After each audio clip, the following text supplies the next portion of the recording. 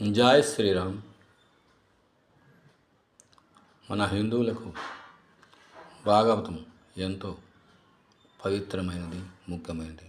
భాగవతం అంటే భగవంతుడైన శ్రీకృష్ణ పరమాత్మకు చెందిన కథ.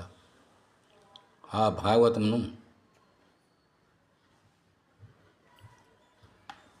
గజేంద్ర మోక్షము చాలా ముఖ్యమైనది. గజరాజును మకరేంద్రుడని ముసలి తన యొక్క బలమైన పళ్ళతో గజేంద్రుని యొక్క కాలును బలంగా కొరకగా ఆ గజరాజు మకరేంద్రుని బాధ నుండి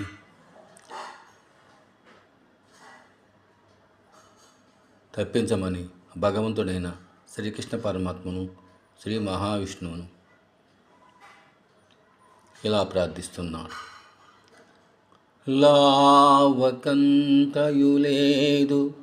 ధైర్యము విలోలంబయ్యే ప్రాణంబులు తావుల్ తప్పెనో మోర్చవచ్చెను తనువు తసెను శ్రమం వయ్యడిన్ నీవే తప్ప పరంబెరుగా మన్నింపతగును దీనునిన్ రావే ఈశ్వరా కావవే వరద సంరక్షింపుము భద్రాత్మకా. ఆ విధంగా గజరాజు మకరేంద్రుని భార్య నుండి తనను రక్షించమని శ్రీ మహావిష్ణువును ప్రార్థించాడు. దాని భావన ఏమిటంటే,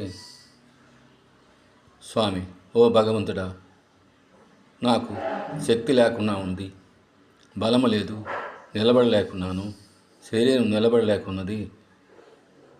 ఇలాంటి పరిస్థితుల్లో నీవు తప్ప నాకు ఏరే దిక్కు ఎవరున్నారు? వచ్చి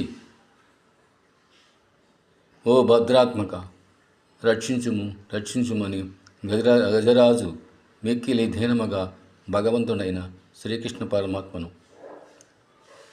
మహావిష్ణువును ప్రార్థించినాడు.